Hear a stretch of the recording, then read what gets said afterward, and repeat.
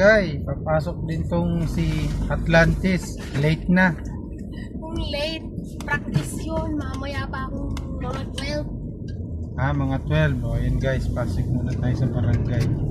Kasama si Atlantis na late. 10 AM yung practice mo. 10 pa po ba? 10 pa ba? So pwede mo bang sunduin muna si Amy tapos dalhin mo sa barangay? Sige. Sunduin mo muna doon sa kanyang room. Total magpa-practice ka naman. Ayun. Double duty, pasok sa barangay, sundo sa mga jockeys. Ayun guys, dito kami ngayon sa admin ko lang. Yung daanan ko ng barangay. Ano, okay ka lang dyan, Kuya A? Ayun. Morning. Ayan. Buti yung araw na at pagkatapos ng isang linggo bagyo at ulan kasama ang habagat.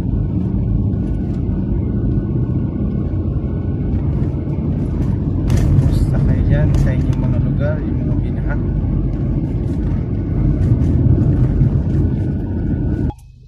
Turn tayo dito guys, papunta dun sa barangay. Ayan, ito yung lagi kong dinadaanan. Minsan may mga sumasalubong. Magandang panahon.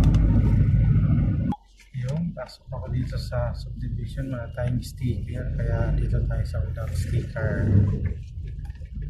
Ayan, malapit na kami sa barangay. Ayan, ikot lang kami, malapit na sa barangay, sa school.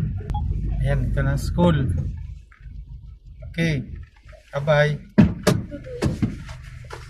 Okay guys, andito na ako sa barangay. Ayan, i-U-turn ko lang para naka-ready na mamaya. Magandang umaga po.